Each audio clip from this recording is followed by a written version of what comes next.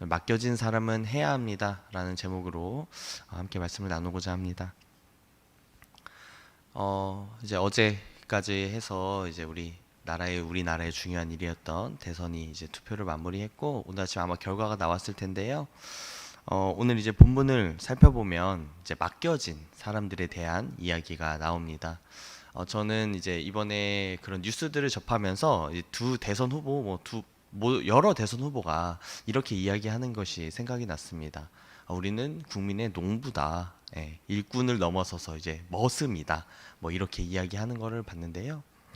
우리는요, 참 이 맡겨진 거에 대해서는 참으로 더 잘 이해할 수 있는 시대가 되었습니다. 어, 이 많은 사람들이 이제 우리 대통령을 선출할 때 우리를 대신해서 일할 수 있는 일꾼들을 뽑지 않습니까?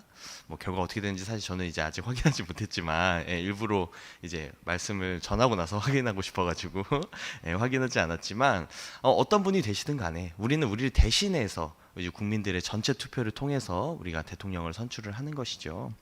참 놀랍게도 오늘 말씀 가운데서 우리 대신하는 사람들의 이야기, 그리고 우리가 맡겨진 사람들이 어떻게 행동해야 하는지에 대한 그런 이야기들이 담겨 있습니다.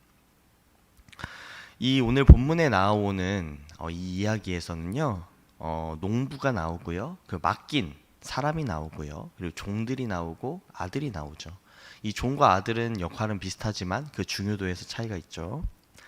여기서 나오는 이 농부들은요, 하나님께 어떤 역할을 부여받은 사람들, 특히는 이 예수님께서 말씀하시던 이 비유는 바로 이 직접적으로 그 종교 지도자들을 이야기하고 있습니다. 지금으로 따지면 사역자들, 목사들, 뿐만 아니라 하나님이 역할을 맡기신 모든 사람들, 우리 집사님들, 권사님들, 여러 우리 헌신자들 다 모두가 포함이 되겠죠. 근데 이들에게 이제 맡겨진 그 일들을 위하여서, 그리고 합당한 해야 될 일을 요구하러 주인이 종을 보냅니다. 이제 포도원을 다스리라고 했으니까 그거에 대한 이제 일부의 수익을 주인에게 바쳐야 되는 것이죠. 그런데 이 종들을 보낼 때마다 뭔가 종이 얻어맞고 오고 혼나고 오고 아무것도 그 의무를 다하지 않는 것을 봤습니다. 근데 이 주인은 참으로 선한 주인이었습니다. 그래서 그 마지막 아들까지, 아들이면 나를 대신할 수 있겠지, 그렇게 생각하겠지 하면서 아들을 보냈는데, 오히려 이 악한 농부들은 그 아들을 죽이면 이게 상속자니까 이 땅이 완전히 내 것이 되겠다라는 그런 논의를 한 다음에, 아무도 그 주인이 이게 상속자니까 말을 들어라 라고 이야기하지 않았습니다. 그냥 스스로 그렇게 생각하고 나서 그 아들을 이제 죽음으로 몰게 되죠. 그런 다음에 어떻게 됩니까? 당연히 그 농부들은 자신의 세상이 왔을 줄 알았을 것입니다. 자신들이 이제는 그 포도원의 주인이 됐을 줄 착각했을 것입니다. 하지만 그 선한 주인은 이제는 옳은 것을 위해서 그 농부들을 다 이제 진멸하게 되고 포도원을 다른 사람에게 맡기게 되었습니다. 이것은요, 예수님이 십자가에 달리기 전에 이 비유를 그 종교 지도자들에게, 이스라엘의 그 종교를 책임졌던, 하나님을 대신해서 활동을 맡겼던 그 사람들에게 하셨던 말씀이시죠. 놀랍게도 그 당시에 서기관들은, 그 당시에 종교 지도자들은 이야기가 자신들을 향해 하는 걸 명확하게 알고 있었습니다. 하지만 그 주변에 있는 백성들이 두려워, 예수님을 따르는 백성들이 두려워서 바로 행동하지 못했습니다. 본인 스스로도 본인이 잘못하고 있는 걸 알고 있었던 것이죠. 놀랍게도 우리는 이후의 결과를 알고 있죠. 예수님은 이 땅에 오셔서 죽임을 당하셨고, 그걸 통하여서 우리의 죄를 대속하시고, 그리고 이제 이스라엘은 더 이상 이제 하나의 주권 국가가, 이제 하나님을 대변하는 국가가 되지 않습니다. 그 촛대가 우리에게 옮겨온 것이죠. 처음에 이스라엘을 뽑으셨을 때, 하나님께서 선택하셨을 때 이스라엘은 이 온 세상에 하나님을 전하는 도구로서 선택받았습니다.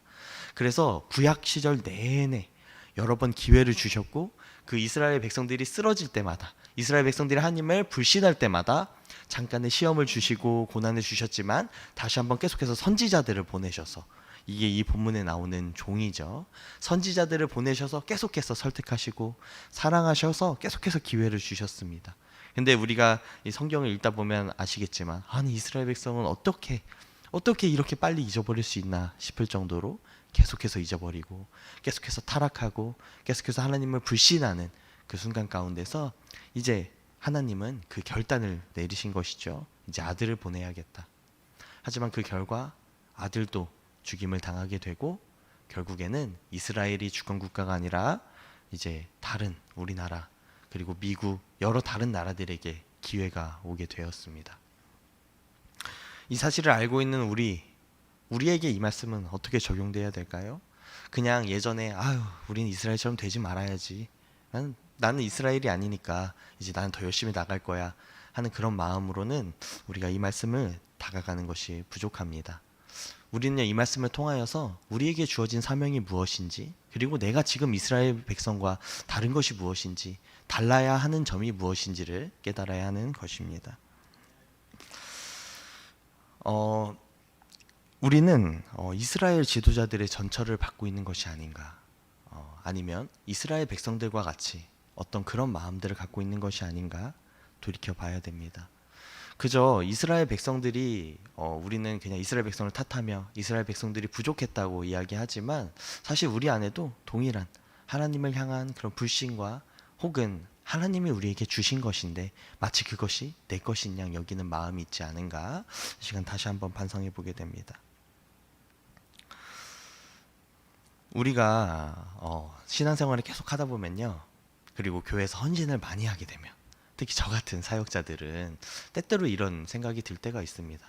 참 불경하게도 내 것이 하나님 것인 것처럼, 하나님이 그저 나에게 맡겨주신 역할인데도 그냥 내가 이것을 이뤄낸 것처럼, 우리는 종인데 하나님이 이렇게 하라고 해서 이 능력을 주시고 우리에게 이런 재능을 허락하시고 환경을 허락하신 것인데, 마치 내 능력을 하나님을 위해 내가 쓰고 있는 것인가, 그런 착각을 할 때가 있습니다. 바로 이 말씀 속에, 이 비유 속의 농부들처럼요. 근데 놀랍게도요, 우리는 우리의 능력을 사용하지 않으면 그것이 내 것이 될 거라 생각하죠. 제가 이거 안 하면, 하나님 제가 이 시간 동안 돈을 벌면 제가 그걸 다 벌 텐데 하나님 이거 드리는 거 아닙니까? 하나님 내가 이 재능을 딴 데 가서 썼으면 더 인정받았을 텐데, 이렇게 하나님한테 말씀을 드리곤 하는데요, 때때로 그렇게 기도하곤 하는데, 사실 그건 우리의 착각이라는 것이죠.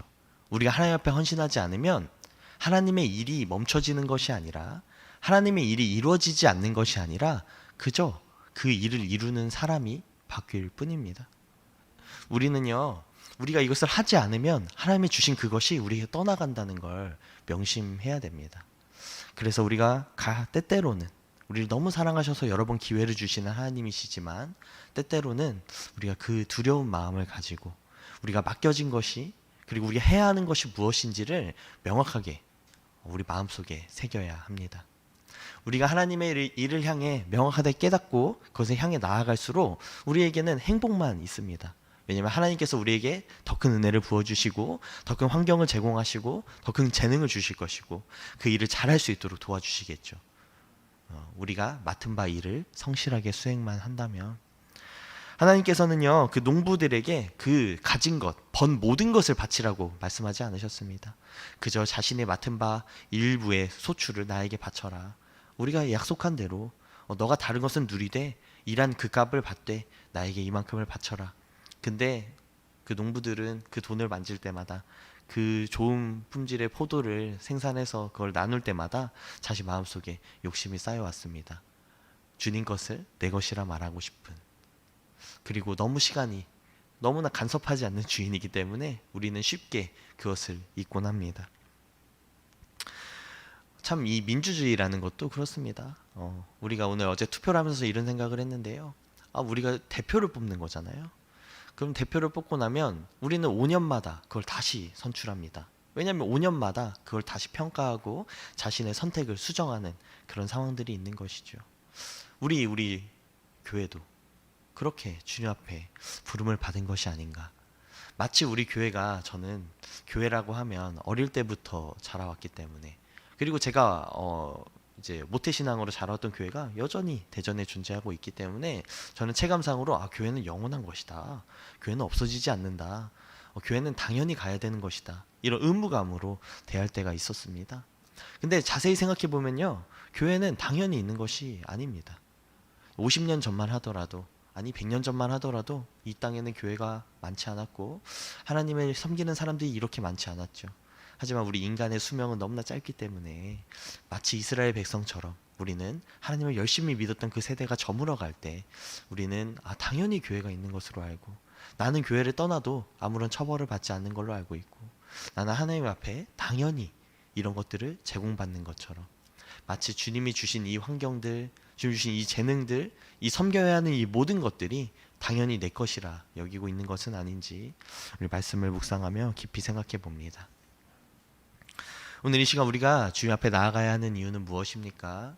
이 모든 것들, 이런 때때로는 이 교만한 마음들, 내가 잘못 생각하고 있었던 것들을 이 말씀을 통하여서 다시 한번 주님 앞에 중심을 잡고 기도함으로 나의 마음을 반성하고, 그리고 나의 마음을 묵상하면서 우리가 어디로 나아가야 하는지를 깊이 묵상하기 위해서 이 자리에 나오는 것입니다. 얼마 전에 친구와 이런 대화를 했습니다. 친구가 요즘에 이제 일을 시작하는데 그 일을 하면서 이제 어떤 요즘 표현으로 현타가 왔습니다. 현자 타임이라고 하는데요. 이제 일종의 회의감이, 강한 회의감이 오는 것이죠. 이제 일을 하면서 월에 이제 그래 예전에 꿈꾸던 뭐 250에서 300만 원 정도의 돈을, 일을 시작한 지 얼마 안 됐지만 벌고 있는데, 이걸 벌면서도 이 친구가 이렇게 이야기하는 거예요. 이렇게 평생 벌다가 가면 내 인생이 뭔 소용이 있나, 그런 생각이 든다. 내 인생에 내가 이 돈을 벌기를 사실 소망했던 시절이 있는데 이 돈을 벌면서 너무 처음에는 기뻤지만 몇 달 안 됐음에도 너무나 회의감이 든다. 내가 이걸 위해서 살아가는가 후회가 된다.